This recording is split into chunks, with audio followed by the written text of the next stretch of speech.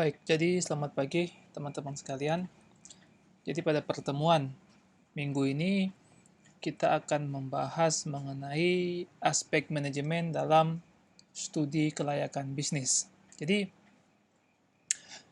tujuan pembelajaran itu yang pertama itu kita bisa memahami perencanaan dalam pelaksanaan bisnis atau proyek, kemudian apa saja metode pelaksanaannya, dan yang ketiga itu bagaimana kita bisa mengelola operasional dari sebuah proyek atau bisnis. Jadi dalam melakukan perencanaan pelaksanaan proyek ini harus dapat mengidentifikasi berbagai kegiatan yang perlu dilakukan, seperti ada lama waktu setiap kegiatan dan juga itu ada besaran biaya dari setiap kegiatan. Jadi terdapat dua langkah. Yang pertama itu pembagian ke dalam berbagai kegiatan dan hubungan antara kegiatan harus jelas. Jadi memang kegiatan-kegiatan ini tidak dapat berdiri sendiri, artinya memiliki keterkaitan antara kegiatan sebelum dan kegiatan sesudah, sehingga perlu juga untuk dipahami atau bahkan dijelaskan apa sih setiap kegiatan itu apa sih yang harus dilakukan. Nah, yang kedua itu menentukan jadwal kegiatan. Jadi ini penting untuk mengetahui kapan sebuah proyek itu akan dimulai atau berakhir. Dan juga jadwal ini pun juga harus dapat disesuaikan dengan kegiatan sebelum maupun kegiatan sesudah, sehingga tidak terjadi uh, penggunaan waktu yang boros. Nah, kemudian apa saja yang perlu diatur dalam perencanaan? Jadi yang pertama itu bagaimana sih menceritakan tentang apa yang perlu dilakukan. Jadi apa yang perlu dilakukan ini bagaimana tahapannya, step-stepnya itu apa saja. Kemudian ada bagaimana melakukannya, itu caranya. Kemudian siapa yang melakukannya, ini terkait dengan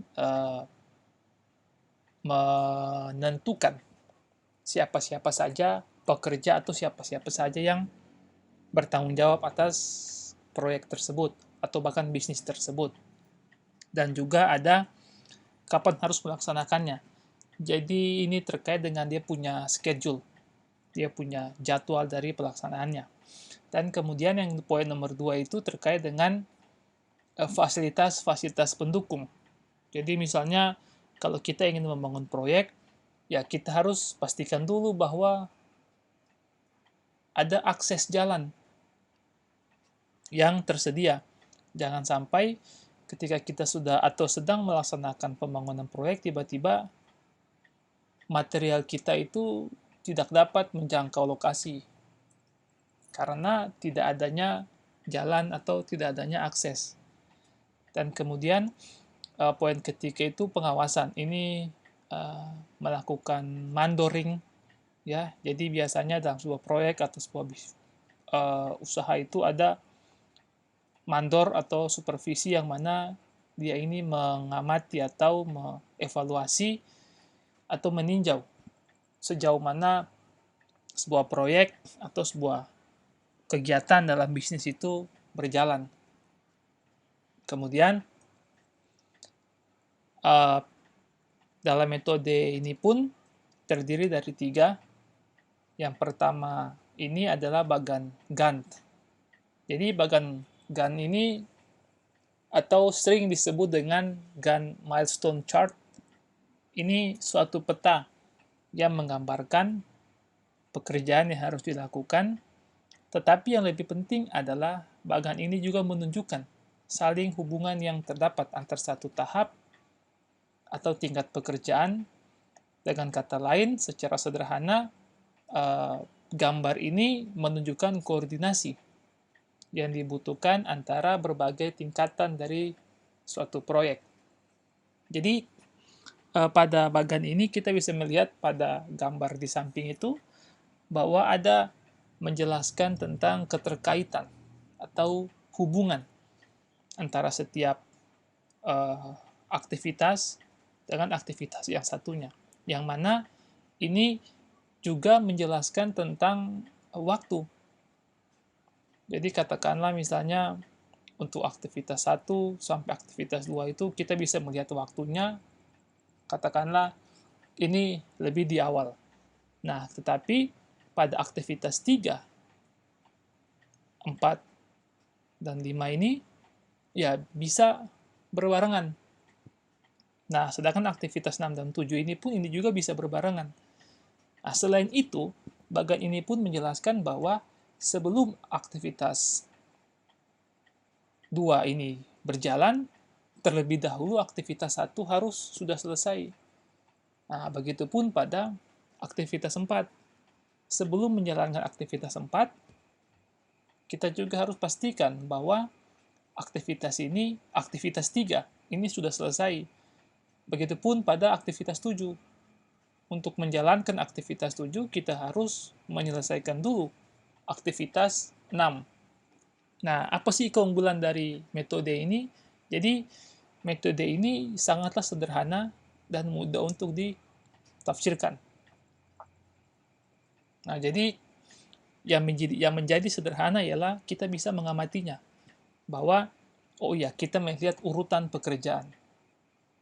Ya kan? Kita bisa melihat urutan pekerjaan. Kalau 1 belum selesai, tidak mungkin kita menjalankan nomor 2. Nah, begitupun dengan nomor 4 dan nomor 5.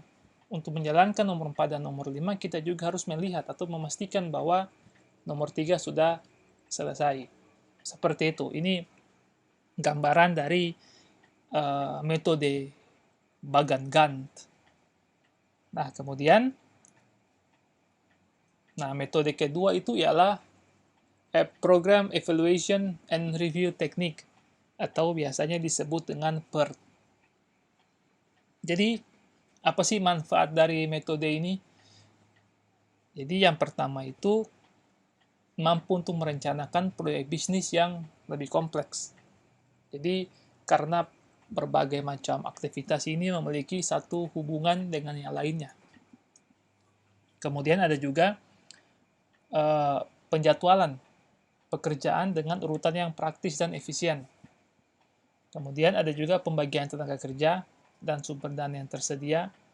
Jadi yang dimaksudkan ini adalah ketika kita bisa mengetahui apa itu aktivitasnya, atau aktivitasnya itu apa-apa saja, kita bisa menentukan tenaga kerja dan dana yang harus kita sediakan. Dan juga manfaat berikutnya itu adalah penjadwalan ulang. Jadi kita bisa melihat hambatan-hambatan apa saja yang akan kita hadapi atau sedang kita hadapi, sehingga untuk menghindari hal-hal tersebut, kita dapat melakukan penjadwalan ulang atau bisa sebagai bahan acuan untuk pelaksanaan kegiatan berikutnya. Kemudian ada juga manfaat yang lainnya, itu ialah menentukan trade-off antara waktu dan biaya.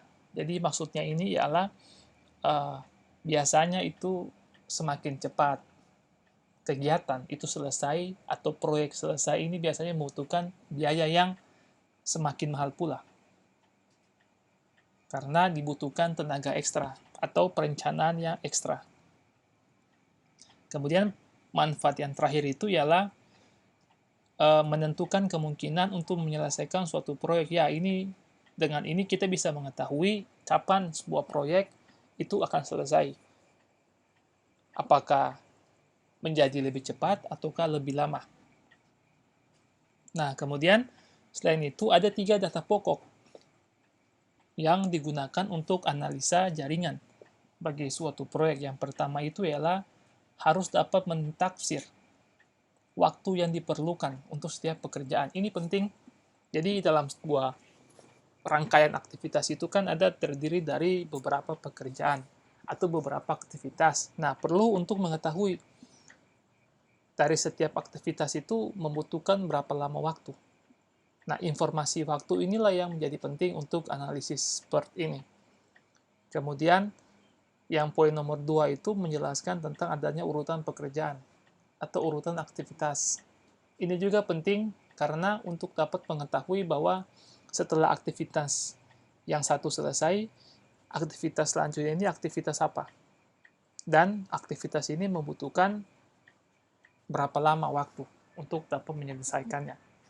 Dan juga setelah aktivitas itu selesai, apalagi aktivitas-aktivitas lain yang terjadi setelah aktivitas tersebut. Dan poin nomor 3 itu adanya biaya untuk mempercepat setiap kegiatan. Ya, yang kayak saya sampaikan bahwa dengan informasi biaya ini atau dengan ketersediaan informasi tentang bagaimana sebuah proyek ini dapat diselesaikan dengan cepat, ini juga perlu atau pengorbanan dari biaya. Jadi ada trade-off antara biaya dan waktu pengerjaan proyek atau bisnis. Jadi ada dua konsep dalam penggunaan PERT. Yang pertama itu ada event dan aktivitas. Jadi suatu event itu adalah suatu keadaan tertentu yang terjadi pada suatu saat tertentu. Nah, yang kedua itu ialah aktivitas. Jadi aktivitas yang dimaksudkan itu adalah pekerjaan yang diperlukan untuk menyelesaikan suatu kejadian tertentu. Jadi pada part ini, event itu dilambangkan dengan bulat. Sedangkan aktivitas itu digambarkan dengan arah panah.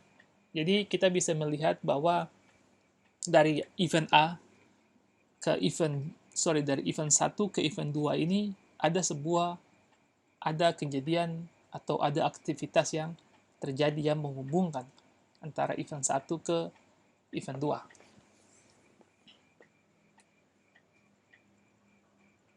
Nah, jadi dalam metode PERT ini, jadi ada dua pendekatan. Yang pertama itu ialah pendekatan forward pass. Jadi ini kita mengidentifikasi waktu-waktu terdahulu. Jadi ada istilah namanya ES, itu earliest start, dan EF, itu earliest finish. Jadi untuk metode forward pass ini, jadi aturan untuk memulai itu, yang pertama itu ialah sebelum suatu kegiatan dimulai, kegiatan pendahulu haruslah selesai. Ya, seperti pada umumnya ya, untuk menjalankan kegiatan, katakanlah kegiatan 2 ke 3. Nah, berarti kita harus menyelesaikan kegiatan 1 ke 2. Kemudian yang nomor 2 itu, jika suatu kegiatan hanya mempunyai satu pendahulu, ES-nya sama dengan EF pendahulunya. Ya, ini karena data yang diambil atau waktu yang diambil ialah waktu selesai dari kegiatan sebelumnya. Nah, yang poin nomor 3 ini, jika suatu kegiatan mempunyai lebih dari satu pendahulu, ES-nya adalah nilai maksimum dari semua EF pendahulu.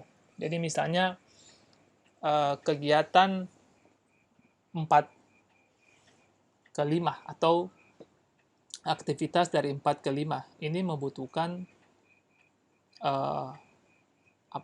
kegiatan pendahulunya itu ialah 1 dan 3 dan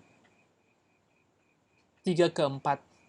Katakanlah waktu maksimum atau waktu yang dibutuhkan untuk selesai pekerjaan 1 dan 3 ini katakanlah 5 minggu, sedangkan untuk kegiatan 3, 4 ini 6 minggu. Nah, yang kita pakai ialah, yang kita jadikan sebagai ES dari kegiatan 4 dan 5 itu ialah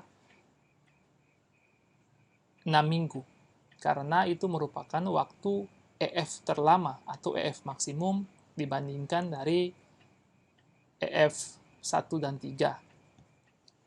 Seperti itu. Mungkin lebih mudahnya itu ketika kita melihat contoh pada slide setelah ini. Nah, kemudian ada aturan selesai terdahulu. Nah, jadi selesai terdahulu ini ialah waktu selesai terdahulu dari suatu kegiatan ini adalah jumlah dari waktu mulai terdahulu ditambah dengan waktu kegiatannya. Jadi EF ini katakanlah kegiatan pada 4 ke 5 ini tadi kan kita memakai ES-nya itu sebanyak 6. Nah, pada kegiatan ini sendiri dia membutuhkan waktu selama 4 minggu.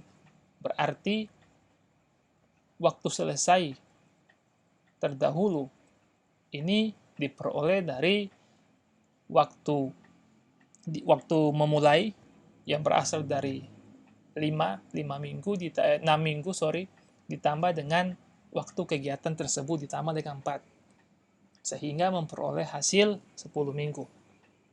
Nah, kemudian metode yang kedua itu ialah metode backward pass atau kita mengidentifikasi waktu-waktu terakhir. Biasanya itu yang sering kita istilah yang sering familiar terkait dengan metode itu ialah latest start dan latest finish. Jadi aturan waktu selesai itu yang pertama itu ialah jika suatu kegiatan adalah pendahulu langsung, berarti LF sama dengan LS dari kegiatan yang secara langsung mengikutinya. Jadi memang seperti forward pass, kalau cuma satu kegiatan berarti itu yang kita pakai. Angka dari itu yang kita pakai. Kemudian yang kedua itu, jika suatu kegiatan adalah pendahulu langsung, ini memiliki lebih dari satu kegiatan, maka LF adalah nilai minimum. Jadi kalau tadi metode forward pass itu, nilai yang kita pakai ada nilai maksimum, tetapi pada metode backward pass ini yang kita pakai adalah nilai minimum. Kemudian aturan mulai ini diperoleh dari LF dikurangi dengan waktu kegiatan. Jadi kalau tadi pada metode forward pass itu EF sama dengan ES ditambah waktu kegiatan, maka metode LS ini sama dengan LF dikurangi waktu kegiatan. Jadi langsung saja kita lihat contohnya itu. Jadi ada event 1, 2, 3, 4, 5 yang mana aktivitas 1 dari event 1 ini terdiri dari jadi aktivitas 1, 2 ini terdiri dari dia menghubungkan antara event 1 dan event 2. Jadi untuk event 2 ini dia menghubungkan ini untuk menjadi atau jadi gini. Jadi dari event 1 ini menghubungkan antara aktivitas 1 dan 2. Kemudian untuk event 2 ini menghubungkan antara aktivitas 2 dan 3.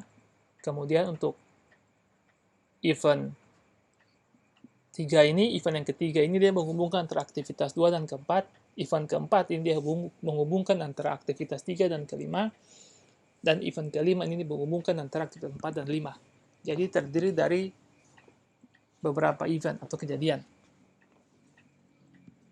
Nah, kemudian, jadi pada metode ini sering kita dengar terkait tentang jalur kritis. Jadi jalur kritis ini merupakan jalur terpanjang melalui sebuah jaringan dan memiliki float paling sedikit atau biasanya itu 0. Jadi float ini bisa dibilang juga slack time. Ada yang bilang float, ada yang bilang slack time. Jadi contoh misalnya kita lihat bahwa dari aktivitas 1, dari event 1 ke event 2 itu membutuhkan katakanlah 1 minggu. Kemudian dari event 2 ke event 4 itu membutuhkan waktu 3 minggu. Nah, tetapi pada event 1 ke event 3 ini membutuhkan waktu 2 minggu, dan dari event 3 ke event 4 ini membutuhkan waktu sebanyak 4 minggu. Dari gambar ini kita bisa mengetahui bahwa jalur kritis itu ialah dari event 1 ke event 3 dan ke event 4. Mengapa? Karena memiliki jalur terpanjang sebanyak 6 minggu dibandingkan dengan jalur dari event 1, event 2, dan event 4. Jadi kalau memang kita belum mengetahui slack time atau floating time itu, kita bisa mengetahui jalur kritis itu dari sebuah jalur terpanjang, atau saya bilang jalur terlama. Nah, misalnya gini, ada contoh.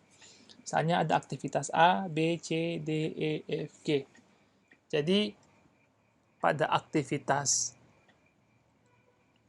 A ini tidak ada aktivitas pendahulu, aktivitas B juga tidak ada aktivitas pendahulu, tetapi aktivitas A ini memerlukan waktu 7 minggu. Sedangkan aktivitas B ini memerlukan waktu 9 minggu. Tapi aktivitas C ini, aktivitas pendahulunya itu aktivitas A, yang mana membutuhkan waktu 12 minggu untuk pengerjaan. Sedangkan aktivitas D ini, aktivitas pendahulunya itu ialah aktivitas A dan B, yang mana waktu kegiatan ini sebanyak 8 minggu. Aktivitas E ini waktu pendahulu ialah aktivitas D, dengan waktu pengerjaan sebanyak 9 minggu. Sedangkan aktivitas F ini diperoleh dari aktivitas C dan E, yang mana membutuhkan waktu 6 minggu pengerjaan. Nah, kemudian untuk aktivitas G, ini diperoleh hanya dari aktivitas F, atau dari event F, yang mana ini membutuhkan waktu selama 5 minggu.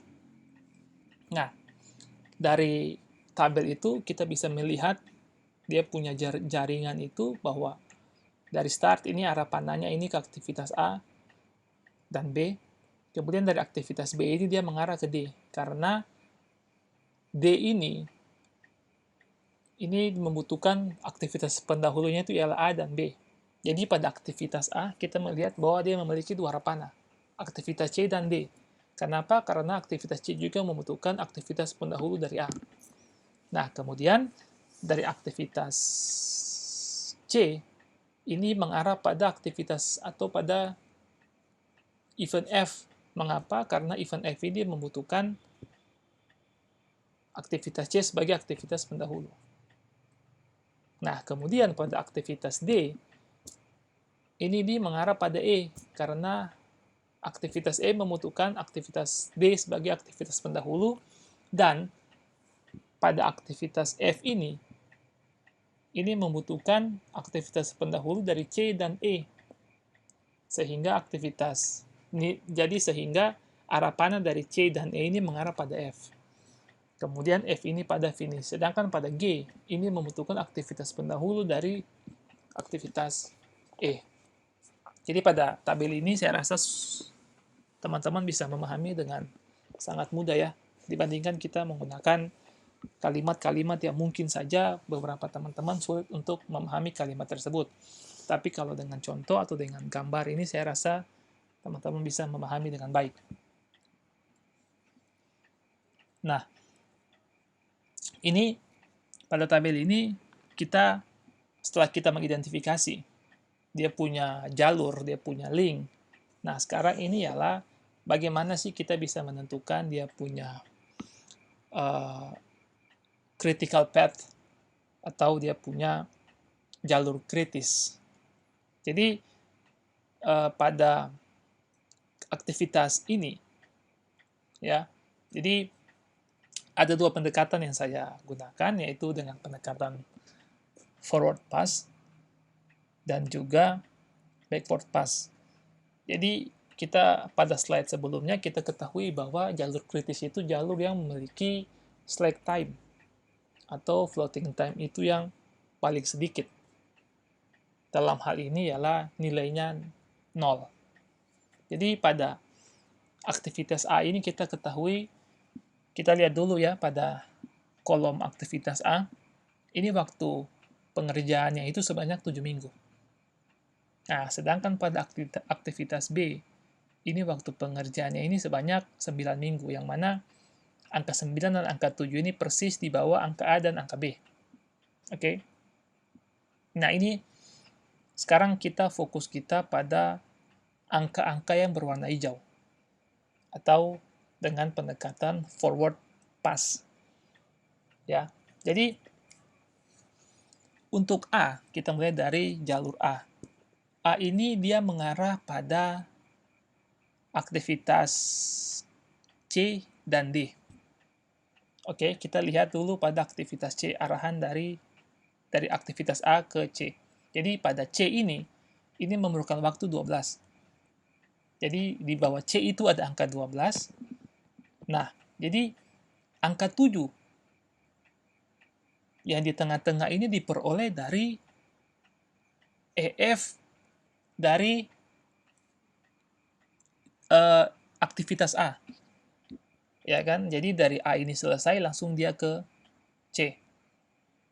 Jadi EF dari A ini merupakan ES untuk nilai C. Seperti itu. Nah, kemudian selain nilai C, kemudian dari ini kita bisa mengetahui berapa EF dari nilai C. EF dari nilai C ini sebanyak 19, yang mana diperoleh dari ES, yang mana berasal dari nilai A, ditambah dengan waktu kegiatan sebanyak 12, sehingga diperoleh 19. Nah, sedangkan pada aktivitas A ini, kenapa ES-nya tidak ada? Karena dia tidak ada aktivitas pendahulunya. Jadi aktivitas A dan B ini merupakan aktivitas awal. Tidak ada aktivitas pendahulu dari kedua aktivitas ini. Sehingga nilai ES-nya itu 0 untuk A dan B. Begitu ya. Nah, dari C, sekarang kita lihat pada aktivitas B. Nah, yang mana B ini pun memurka waktu 9, kemudian tidak ada aktivitas pendahulu, sehingga EF, earliest finish dari aktivitas B itu sebanyak 9. Nah, yang mana 9 ini atau aktivitas B dan aktivitas A ini merupakan aktivitas pendahulu bagi aktivitas D. Nah, nilai mana yang kita ambil untuk dijadikan ES dari aktivitas D? Kita ambil itu ada nilai yang maksimum. Nilai EF maksimum dari apakah dari aktivitas A maupun aktivitas B. Seperti tadi yang slide sebelumnya menjelaskan tentang syarat dari metode forward pass ini. Nah, setelah kita lihat, kita bandingkan antara EF dari A maupun EF dari B, kita lihat bahwa EF yang paling besar itu ialah EF dari aktivitas B. Yang mana ini dijadikan earliest start atau ES dari aktivitas D. Sehingga earliest finish atau EF dari aktivitas D ini sebesar 17, yang mana diperoleh dari ES dari aktivitas D sendiri ditambah dengan waktu pengerjaannya yang berupa yang senilai 8. Jadi ketemu 17. Nah, kemudian kita lanjut ke aktivitas E. Nah, karena aktivitas E ini didahului atau aktivitas sebelumnya itu ialah aktivitas D sendiri, berarti nilai ES-nya itu langsung kita ambil dari nilai EF dari aktivitas D. Nah, ditambah dengan waktu pengerjaannya sebanyak 9, sehingga EF itu sebesar 26 untuk aktivitas E. Nah, untuk aktivitas F ini didahului oleh aktivitas C dan E, yang mana aktivitas F ini membutuhkan waktu pengerjaan selama 6 minggu. Nah, dari C dan E ini, kira-kira EF mana yang kita pakai sebagai ES untuk aktivitas F? Kembali lagi, syaratnya itu ialah nilai maksimum EF sebelumnya dengan atau ketika menggunakan metode forward pass ini, kita memakai EF maksimum. Berarti ES dari F ini kita mengambil yang 26 dari aktivitas E, karena lebih besar dari aktivitas C yang hanya 19. Berarti ES untuk aktivitas F ini sebanyak 26. Nah, ditambah dengan waktu dari aktivitas F sendiri sebanyak 6.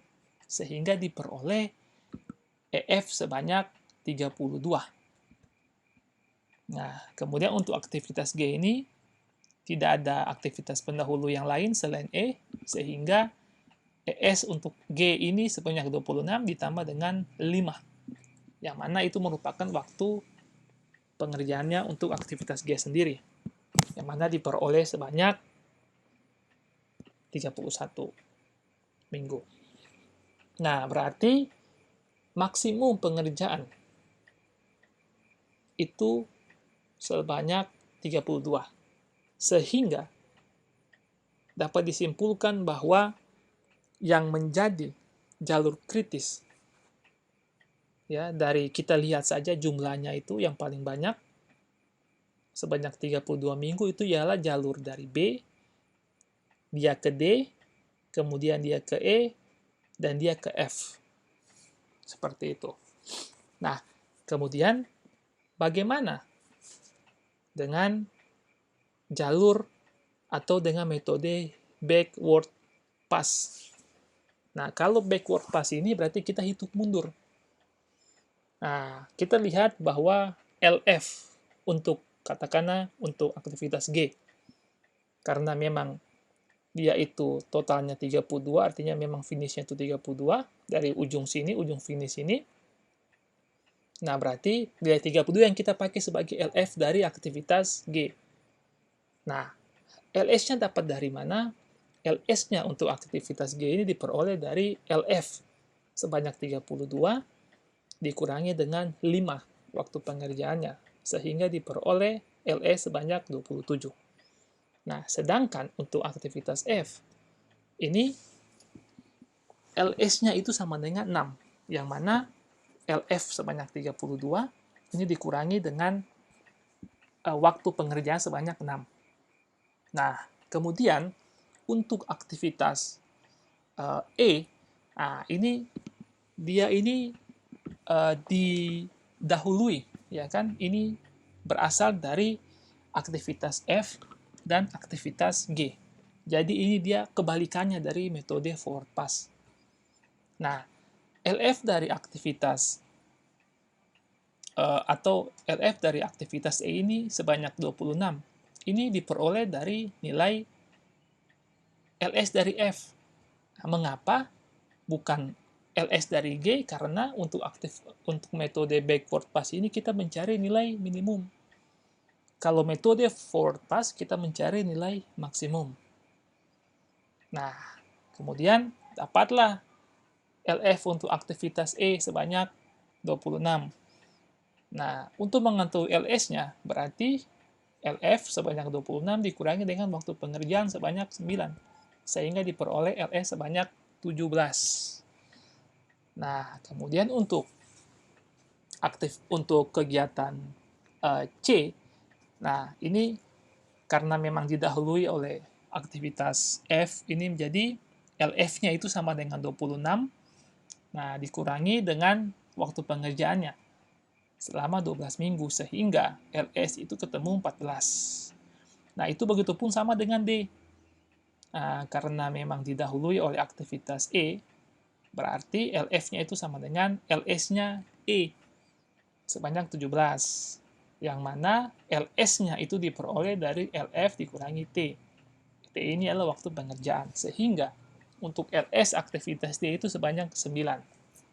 Nah, untuk aktivitas B, itu semua berasal dari aktivitas D, yang mana LF-nya itu diperoleh dari LS-nya 9, nah, dan LS-nya itu sama dengan 0, karena LF dikurangi dengan waktu pengerjaan. Nah, bagaimana dengan A? Kalau aktivitas A ini, nilai yang kita pakai itu ialah nilai minimum, LS minimum antara C atau D. Berarti yang minimum itu ialah nilai D.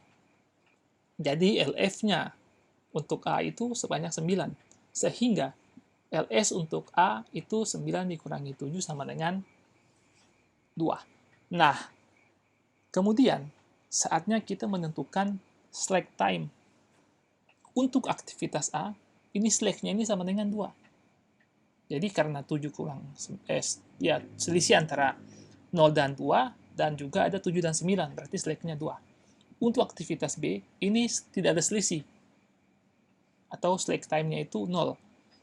Untuk nilai C, ini selisihnya ada 7, slack-nya ada 7. Karena selisih antara 7 dan 14, maupun 19 dan 26. Sedangkan untuk aktivitas D, ini slack-nya ini 0, tidak ada selisih. Untuk aktivitas E, ini juga tidak ada selisih, Kemudian untuk aktivitas F, ini juga tidak ada selisih, sedangkan untuk aktivitas G, ini selisih sebanyak 1. Itu antara 26 dan 27, ada juga 31 dan 32. Nah, berarti yang kita cari jalur kritisnya, kita cari nilai yang paling kecil dalam hal ini adalah nilai 0. Berarti memang jalur kritis. Entah itu kita mau memakai yang jumlah jalur yang paling panjang kah, atau kita memakai yang memang slack time-nya itu tidak ada. Berarti jalur kritis dari soal ini ialah jalur B, D, E, dan F. Seperti itu. Nah, kemudian metode yang ketiga ini ada metode Critical Path Method atau CPM. Jadi perbedaannya antara CPM dengan PERT ini ialah CPM lebih menekankan pada aspek biaya. Nah, sedangkan pada PERT, tadi yang sudah kita bahas itu berbicara tentang aspek waktu. Nah, jadi dengan CPM ini, jadi ada dua taksiran, entah itu taksiran biaya maupun taksiran waktu. Kemudian ada juga dari dua taksiran tersebut, nanti kita juga bisa tentukan taksiran normal dan juga taksiran cepat. Dalam hal ini, taksiran dipercepat. Jadi, taksiran normal itu taksiran waktu yang paling mungkin dikerjakan atau diselesaikan. Sedangkan biaya normal itu biaya yang ditanggung. Ya, atau biaya yang dikeluarkan ketika proyek itu diselesaikan dengan waktu normal. Sedangkan untuk taksiran waktu dipercepat atau waktu cepat, ini waktu yang diperlukan. Nah, atau jika proyek ini diselesaikan dengan waktu yang cepat atau lebih cepat. Sedangkan biaya yang dipercepat ini ialah biaya yang ditanggung atau biaya yang dikeluarkan jika proyek tersebut dikerjakan dengan waktu yang lebih cepat. Jadi, kita bisa melihat contoh, katakanlah ada beberapa aktivitas atau dari aktivitas 1 ke 2 ini membutuhkan waktu sebanyak 6. Dari 2 ke 3 membutuhkan waktu sebanyak 4, dari 4 ke 5 membutuhkan waktu sebanyak 7. Kemudian ada juga dari aktivitas 1 ke 3 ini membutuhkan 4, kemudian aktivitas 3 ke 5 ini membutuhkan 8. Nah, dari kondisi normal, ini kita melihat bahwa critical path-nya itu ialah dari 1, 2, 4, dan 5. Yang mana ini membutuhkan pengerjaan sebanyak 16 minggu. Jadi aktivitas atau waktu normal untuk menyelesaikan pekerjaan ini dengan dia punya jalur kritis ini selama 16 minggu. Nah, kemudian ini kita bisa lihat pada tabel. Nah, ya kan? Jadi 1 ke 2 itu normalnya 6, 2 ke 4 itu ada 3, 1 ke 3 itu ada 4, 3 ke 5 itu ada 8, dan 4 ke 5 ada 7. Nah, kemudian kalau dipercepat, ya kan, kita lihat bahwa dari 1 ke 2 ini membutuhkan 4 minggu, kemudian dari 2 ke 4 ini membutuhkan 2 minggu, dan dari 4 ke 5 ini membutuhkan 4 minggu.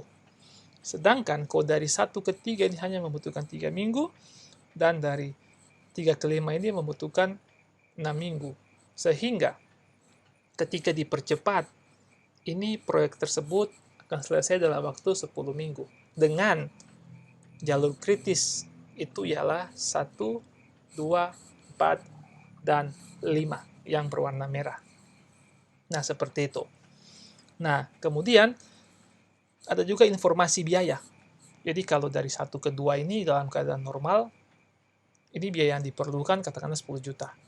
Tetapi ketika dipercepat sebanyak 14.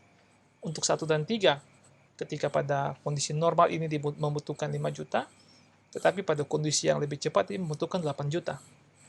Untuk 2 ke 4, ini pada kondisi normal membutuhkan 4 juta, tetapi pada kondisi yang dipercepat membutuhkan 5 juta. Untuk 3 ke 5, ini kondisi normal membutuhkan 9 juta, Sedangkan untuk kondisi lebih cepat, membutuhkan 12 juta. 4 ke 5, ini pada kondisi normal membutuhkan 7 juta, tetapi pada kondisi yang dipercepat ini membutuhkan 8 juta.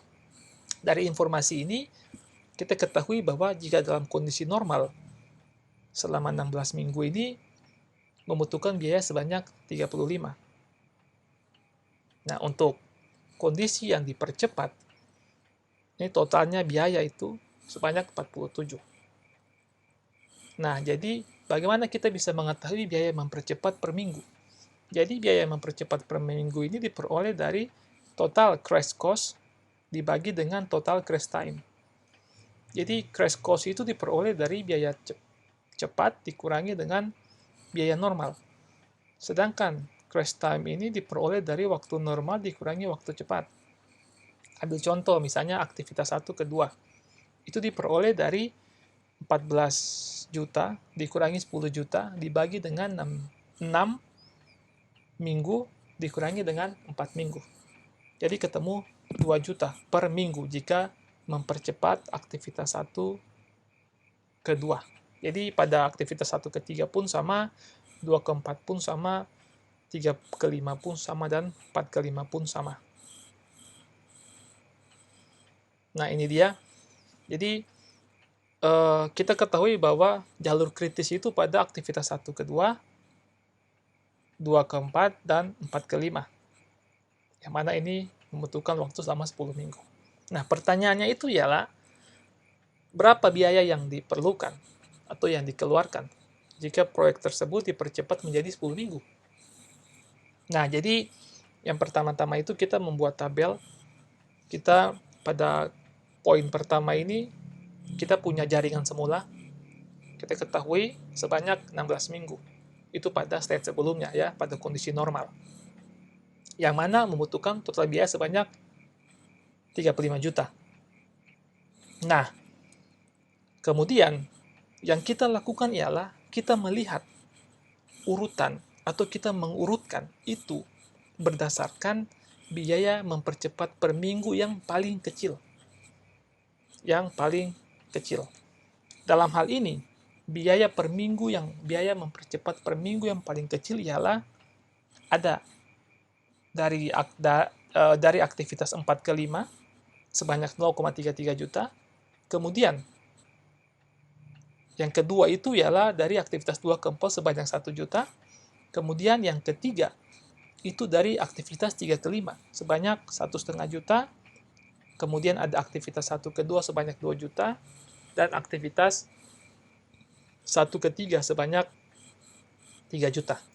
Nah, kemudian kita urutkan dari yang paling murah atau paling sedikit biayanya. Nah, untuk aktivitas kelima, ini dipercepat menjadi 4 minggu. Nah, berarti selisihnya yang tadinya dia normal 7 minggu menjadi cepat 4 minggu, berarti kan ada percepatan sebanyak 3 minggu. Yang mana ini mengurangi 16 minggu semula. Sehingga event untuk total event TE untuk event terakhir itu sebanyak 13. Jadi 16 dikurangi 3. 3 ini diperoleh dari 7 kurangi 4. Nah, bagaimana perhitungannya? Selisih 7 kurang 4 tadi, itu dikalikan dengan 0,33 juta. Jadi 3 minggu tadi itu merupakan penghematan. Atau dipercepat 3 minggu. Dikalikan dengan 0,33 juta. Ketemu 1 juta. Nah, 1 juta ini ditambahkan langsung secara bertahap. Ditambahkan dari 35. Nah, kan berarti eventnya ini kan berakhirnya kan masih pada 13 minggu. Kemudian kita lagi masuk ke tahap selanjutnya. Yang paling murah kedua, biaya mempercepat per minggunya itu ialah 2 ke 4. Nah, yang mana ada penghematan sebanyak dari 3 minggu ke 2 minggu. Sebanyak 1 minggu. Jadi dari tadinya 13, dikurangi 1 menjadi 12. Nah, perhitungannya bagaimana? Penghematan 1 minggu dikalikan dengan biaya mempercepat per minggu. Ketemu 1 juta. Sehingga pada 12 minggu ini, total biaya ini menjadi 37 juta. Nah, kemudian kita lihat lagi. Yang paling setelah itu Mana yang lebih murah lagi? Oh, kita lihat bahwa dari aktivitas 3 ke 5. Nah, ini ada penghematan 2 minggu. Nah, ini yang menjadi pertanyaannya ialah, mengapa tidak dikurangi 12, kenapa tidak dikurangi? Nah, ini karena jalur 3 dan 5 ini bukan merupakan jalur kritis. Sehingga tidak memberikan pengaruh apa-apa pada kegiatan tersebut. Jadi, aktivitas 3 ke 5 ini tentunya tidak memberikan pengaruh. Karena yang memberikan pengaruh ialah jalur kritis, yang mana ada 1 ke 2, 2 ke 4, dan 4 ke 5. Nah, jadi event terakhirnya itu tetap masih 12 minggu. Tidak terjadi pengurangan, meskipun ada penghematan waktu dari 8 ke 2. Nah, tetapi karena CPM ini dia fokus pada aspek biaya, berarti ada penambahan biaya. Nah, jadi penghematan dari 8 ke 6 ini sebanyak 2 ini dikalikan dengan biaya mempercepat per minggu. Itu sebesar 1,5, jadi ketemu 3 juta. Nah, 3 juta inilah yang ditambahkan. Sehingga, jadi pada 12 minggu, ini terjadi penambahan biaya atau terjadi kenaikan biaya menjadi 40 juta. Nah, ini kan masih 12 minggu nih. Kemudian, pada selanjutnya itu ialah kita mencari yang lebih murah lagi. Oh, rupanya ada dari aktivitas 1 ke 2. Nah, ini terjadi penghematan. Dari 6 minggu menjadi 4 minggu. Nah, yang tadinya event ini dia terakhirin itu hanya 12 minggu, sekarang menjadi 10 minggu. Dikurangi dengan selisih antara 6 dan 4. Nah, kemudian selisih tersebut dikalikan dengan biaya mempercepat per minggu sebanyak 2 juta. Jadi ketemu 4 juta. Sehingga total biaya yang dikeluarkan jika proyek tersebut dipercepat menjadi 10 minggu itu ialah 44 juta.